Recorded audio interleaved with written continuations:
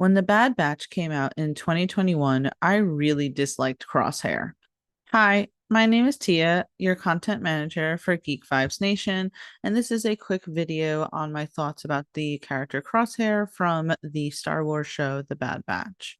Now, we got a look at The Bad Batch in season 7 of the Clone Wars, but I didn't get too much of a gauge of his character at that point. Then The Bad Batch happened, and I could not stand Crosshair, honestly. His edgy proclamation of good soldiers follow orders really grinded my gears, and every scene he was in just felt like a chore. Then season 3 came out. By the time this video comes out, episode 9 of season 3 will have premiered.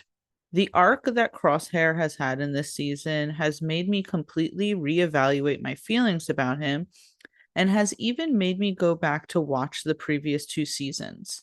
While I still think his good soldiers follow orders mantra is a bit heavy handed, I found myself seeing the deeper layers of his character, especially during his interactions with Mayday. I saw a character that was a good soldier who loved his brothers deeply and felt betrayed by them. So he put his walls up even more. But that isn't necessarily the point of today's video.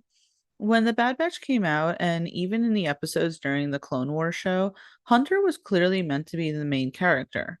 Obviously, we can say Omega is the main character, but Hunter was clearly both the leader and the main male character out of Clone Force 99. With his prominent face tattoo, cool powers, and resemblance to Snake from Metal Gear Solid, Hunter was obviously poised to be the standout.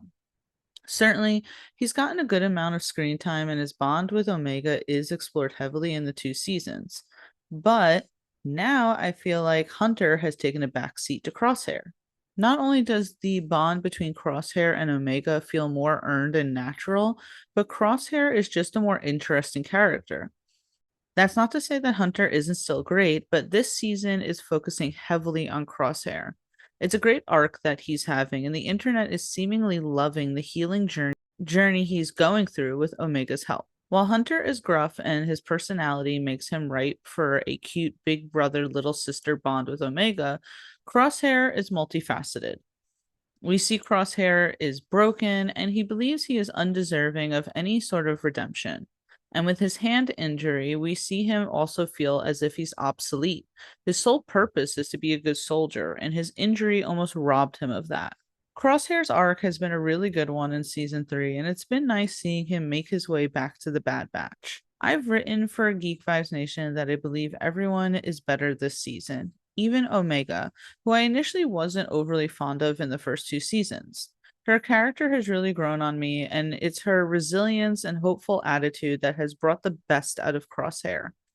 I found it interesting to see Hunter even observe Omega chewing on a toothpick like Crosshair, almost as if he is the audience, seeing that he's almost being replaced by Crosshair. Now, we've had two seasons where Hunter has been developed, so it's okay for him to take a bit of a backseat when it comes to Crosshair. But it just feels like the writers have figured out that Crosshair more naturally fits into the role as the more interesting Bad Batcher as the seasons went on. Let me say again, I don't want to take away from Hunter fans or any of the other members of the Bad Batch. Season 3 has really helped flesh out each character so that they're less defined by one single trait and have instead felt more like deeper characters. Much like Rex became more than a cool clone throughout the shows, the Bad Batchers feel more like real people than they did in previous seasons. I'm looking forward to seeing how Crosshair's journey will come to an end at the end of season 3 and how everything will go for the rest of the Bad Batchers once everything ends. Obviously, I'm a little sad that the end of season 3 will mean probably the end of any Clone Wars show that we will expect to get. But either way, I'm looking forward to seeing the rest of it because, as I said before, season 3 has really just blown me away, and I feel as I just like it a lot more than the previous two seasons. As I said in my review of the season 3 premiere for Geek Vibes Nation, I wasn't overly excited about seasons 1 and 2 of The Bad Batch. They just never gripped me the way that the Clone Wars did, but I still watched it because they were in the same style as the Clone Wars. It's a continuation of the story, and I just want to consume anything Star Wars at this point.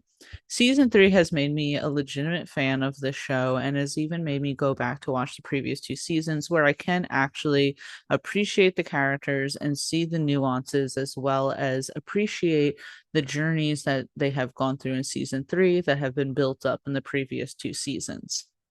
But I do want to know what you think of the character Crosshair. How do you like his journey so far? Were you initially a fan of his and have continued being a fan, or were you like me and not a fan initially, but have been won over in season 3 with Omega's help? Again, this is Tia for Geek Vibes Nation. Please give us a like if you haven't. Please subscribe if you haven't. I will link down below the review of the season 1 premiere of The Bad Batch. And once the show is over, I will also be doing another review for it. So please stay tuned for that. Geek Vibes Nation has partnered up with our friends over at the Kind of Nerdy Girls, where we're doing a lot of collaborations together. So please follow them if you haven't already. KJ over at the Kind of Nerdy Girls does a lot of amazing interviews, and Jana actually does a few interviews for us here on our YouTube channel. So please make sure you check that out as well. In the meantime, please let me know what you thought about the Acolyte trailer and what you expect for the rest of the Bad Batch Season 3. Until then, guys, I'll see you later. Bye.